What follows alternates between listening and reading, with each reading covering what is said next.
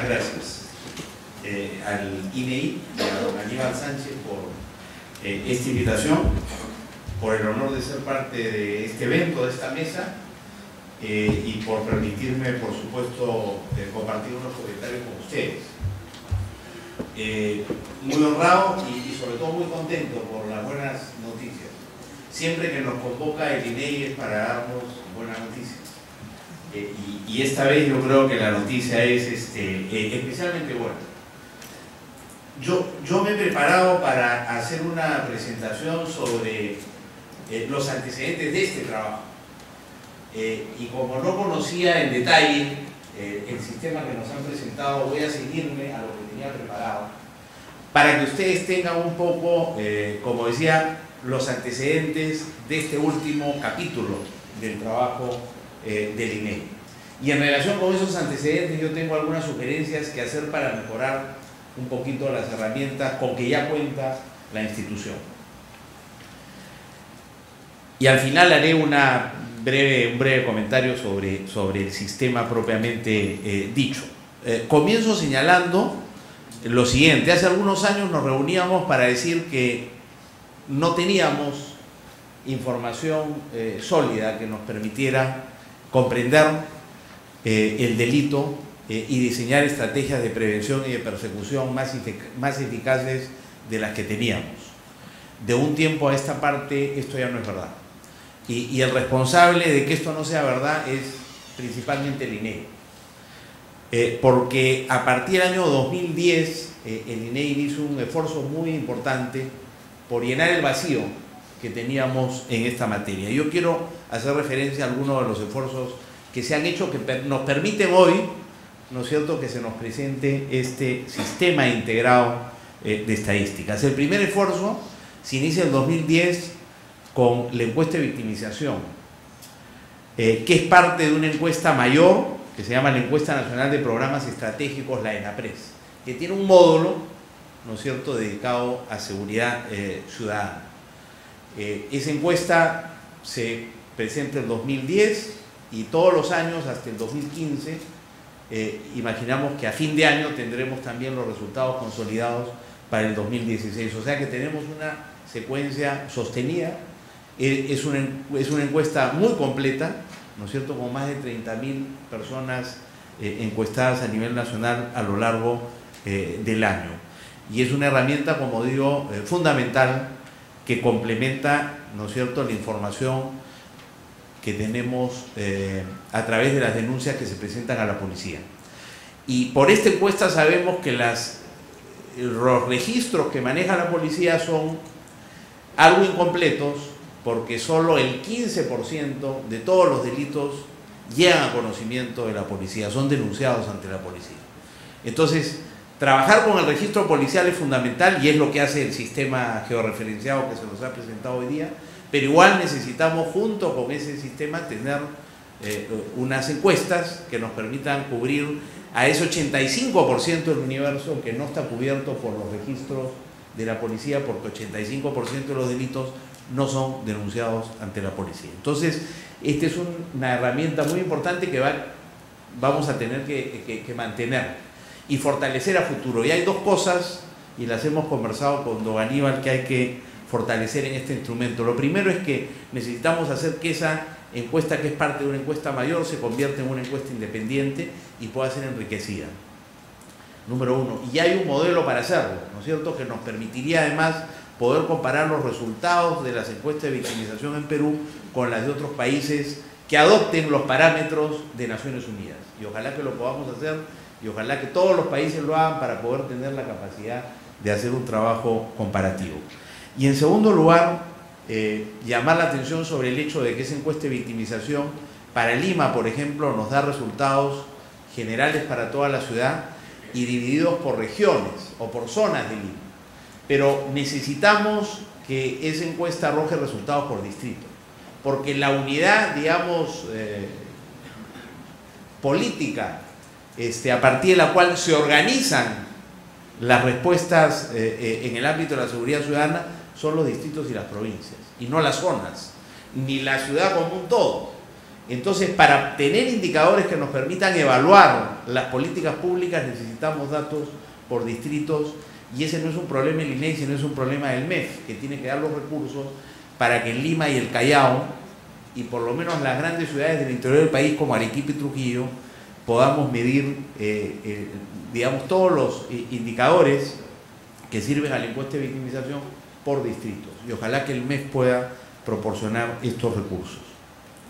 Una segunda herramienta muy valiosa es el Censo Nacional de Comisarías, que se empieza a hacer el año 2012 y tiene ya 4 versiones.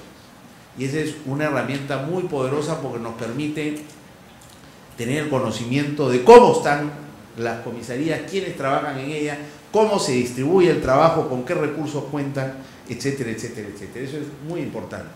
Pero lo que necesitamos es transformar este Censo Nacional de Comisarías en un Censo Nacional de unidades policiales. Porque resulta que gracias al censo del INEI sabemos que no más del 30% del personal policial trabaja en comisarías, siendo la comisaría la unidad policial básica. Entonces, si queremos tener información completa sobre cómo trabaja la policía y qué recursos tienen las unidades policiales, necesitamos ampliar el censo de la comisaría a cubrir todas las unidades policiales, las administrativas, las que, digamos, acogen a unidades especializadas y otras unidades que pudiera tener la institución policial. Esto nuevamente también demanda de recursos y ojalá que el MEF entienda que es bien importante ampliar y dar los recursos para que pueda tener lugar esa ampliación a la que nos referimos. En tercer lugar está la información que empieza a producir el INEI sobre homicidios el año 2013, pero que hoy día cubre el periodo que va entre el 2011 y el 2015. Esa es una herramienta bien importante también para conocer cómo está, digamos, en el territorio la violencia homicida, que es la principal, digamos, medición de violencia que tenemos en el país. Hoy día podemos hablar con seguridad de que tenemos una medición adecuada de ese fenómeno. No era el caso hace 3 o 4 años, cuando la policía tenía un dato y el Ministerio Público tenía otro dato. Hoy día tenemos un dato confiable a partir de este registro. Nosotros habíamos venido solicitando a la INEI que pudiera presentar los resultados de homicidios por tipo de homicidios. Y finalmente en 2015 eso se ha logrado, y eso es un paso bien importante para poder entender y estudiar este fenómeno. En cuarto lugar está el Censo Nacional Penitenciario y los censos en centros juveniles, que estos últimos todavía no se han dado a conocer, pero y ya se ha hecho un primer censo para el año 2015, que es otra herramienta muy importante. Y adicionalmente tenemos la encuesta demográfica y de salud familiar ENDES, que da cuenta de, digamos, violencia ejercida contra la mujer, y la encuesta nacional de relaciones sociales, que también está referida a violencia contra la mujer y bullying en el caso de los niños. La ENDES tiene ya 12 años y la encuesta ENARES tiene tan solo 3, pero que suma a las herramientas con que ya contamos para entender los fenómenos de violencia y de criminalidad en el país. Se ha referido además, don Aníbal, a una cosa que todavía no ha presentado, que son las encuestas a empresas, que es otra herramienta que existe en muchos países del mundo. Y por último, a toda la información económica, social y demográfica con que cuenta el INEI, que nos permite, digamos, cruzar la información delictiva con esos factores sociales, económicos y demográficos para entender mejor y explicar mejor la actividad y la dinámica criminal. Entre esos factores, por ejemplo, algunos de los que son considerados condicionantes o factores de riesgo de la criminalidad, como el subempleo, ¿no es cierto?, son medidos regularmente por el INEI, o la deserción escolar también es medida regularmente por el INEI, el embarazo adolescente, las migraciones, los hogares monoparentales con jefatura femenina. O sea que tenemos tanto información delictiva suficiente y de calidad como, ¿no es cierto?, información económica y social que nos permite ir más allá de la mera descripción del fenómeno delictivo y cómo se presenta en el país y poder entenderlo en su interacción con los factores económicos y sociales. O sea que en realidad tenemos todas las herramientas, ¿no es cierto?, para comprender, comenzar a comprender el delito y enfrentarlo de mejor manera como lo hemos venido haciendo hasta ahora. ¿Qué cosa es lo que falta? Algunos comentarios ya sobre lo que falta para cerrar esta presentación, que da cuenta, ¿no es cierto?, del trabajo monumental y valiosísimo que ha hecho el INEI tan solo en estos últimos 6 años. Algunos indicadores que nos falta que desarrolle el INEI. El primero tiene que ver con el consumo de alcohol y de drogas ilegales. Hay un registro sobre esto producido por Devida y también por Cedro, pero creo que necesitaríamos que sea el INEI quien, ¿no es cierto?, garantice la continuidad de estas encuestas a futuro, quizá, digamos, trabajando conjuntamente con Devida y con Cedro. En segundo lugar,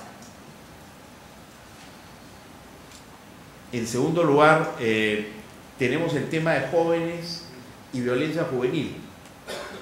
Mencionaba que en los últimos 3 años se ha comenzado a identificar el problema del bullying a través de estudios realizados por el INEI, pero creo que todavía este es un área insuficientemente trabajada, creo yo, para tener una información más completa. Yo me remitiría a la experiencia del INEGI en México, que tiene una encuesta muy sofisticada y muy completa sobre jóvenes, no necesariamente violencia, sino jóvenes en general, y cuenta con un módulo especial de violencia en este concepto. En tercer lugar, creo que un desafío es enriquecer la información que tenemos sobre crimen organizado. Hay mucha información sobre el narcotráfico, porque es uno de los temas más trabajados, ¿no es cierto?, donde ha habido más plata y donde seguirá habiendo plata, porque es de mucho interés para los Estados Unidos y los países europeos, que son los principales consumidores de las drogas cocaínicas que producimos acá. Y entonces la cooperación internacional ha permitido que tengamos recursos para estudiar el fenómeno. El lavado también, la UIF yo creo que ha hecho un gran trabajo para, digamos, proveernos con información sobre ese fenómeno. Pero hay otras esferas de la criminalidad organizada donde estamos un poquito más atrasados en información, y el desafío es muy grande porque no es tan fácil medir por los medios tradicionales esos fenómenos delictivos, como por ejemplo la minería ilegal, la propia trata de personas, el contrabando, la tala ilegal de madera, el tráfico de armas, etc. Este es un desafío. Habrá que ver qué herramienta desarrolla el INEI para ayudarnos también a comprender esas amenazas a la seguridad que son más difíciles de cuantificar y medir. Y yo agrego otro fenómeno que tiene que ver con el crimen violento, porque si nos atenemos, por ejemplo, a los datos que arroja la encuesta de victimización, ha habido una pequeña caída en la victimización en los últimos años, y sin embargo hay la percepción extendida de que estamos peor que nunca.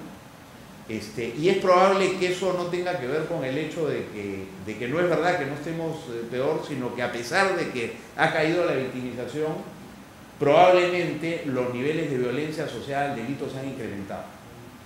Y hay algunos indicadores que apuntan en esa dirección, por ejemplo el incremento de los homicidios o el incremento del uso de arma de fuego en la comisión de los delitos.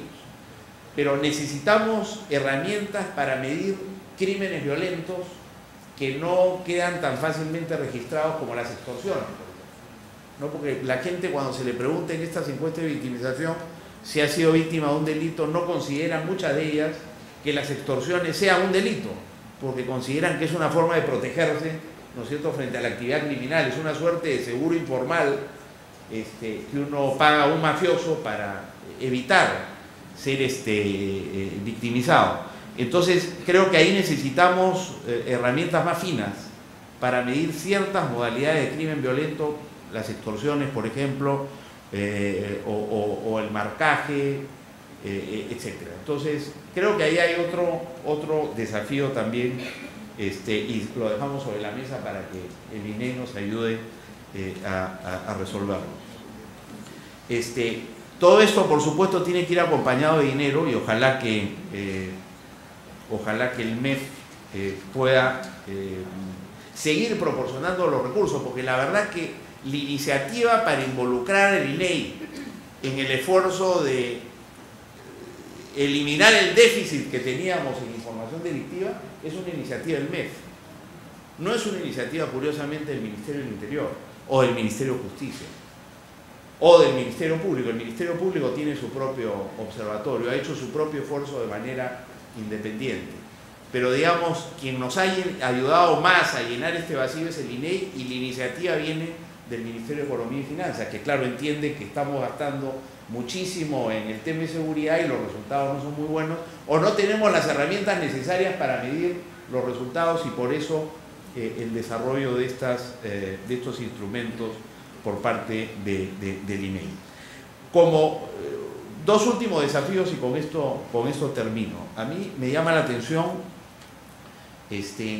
que, digamos, esta información que es de tanta utilidad para mí como estudioso del tema, sea tan poco utilizada por los operadores de la seguridad y la justicia. Nosotros en el marco, cuento esta anécdota, en el marco de la transferencia, yo fui parte de una de las comisiones, la transferencia en el sector interior, y nos hemos reunido con las autoridades del Ministerio y de la Policía en varias reuniones, y nos han presentado, digamos, la situación del sector. Pero la información utilizada para dar cuenta de la situación de seguridad es sobre todo información policial. En ninguna de las presentaciones que se nos hizo, que fueron todas de muy buen nivel y muy serias, se hizo uso, ¿no es cierto?, de estas herramientas que yo he referido. Me llamó mucho la atención, porque yo digo, ¿por qué este desfase tan grande entre los operadores del sistema de seguridad y las herramientas que el INEI está produciendo, sobre todo para ellos, ¿no es cierto? Porque no exclusivamente para ellos, pero lo ideal es que esto pueda ser el insumo fundamental para el diseño de mejores políticas públicas de seguridad ciudadana. Y los operadores no están necesariamente teniendo el tiempo, el tiempo de conocer estas herramientas. Entonces, yo creo que hay un desafío, porque lo importante es tener esto, pero también lo importante es que esto se utilice, ¿no? Y que sea de utilidad. Ahora vemos que este sistema va a tener que hacerse un curso especial para poder utilizar toda la información, porque no es nada sencillo, ¿no es cierto? Entonces, creo que es un desafío. ¿Cómo hacemos que estas herramientas poderosísimas sean útiles para quien esté en el terreno tratando de enfrentar y reducir el delito? Y el otro desafío es también cómo promovemos un mayor uso de esta información para la comprensión del fenómeno delictivo, ¿no? Y acá ya, digamos, sobre todo Javier, que es un estudioso de este tema, quizás nos podrá decir, pero la impresión que yo tengo, claro, Javier es un estudioso, pero para ser estudioso se ha tenido que ir a Francia. O sea, lo presentan como francés, pero en realidad es peruano, ¿no es cierto? Pero se ha tenido que ir a Francia para hacer investigación. Entonces, necesitamos también dirigir recursos de la política pública de seguridad para que haya gente que a partir de esta información pueda cruzarla y pueda analizarla de manera que podamos tener una mejor comprensión del fenómeno criminal. Termino simplemente expresando, digamos, mi admiración por el sistema que se ha presentado.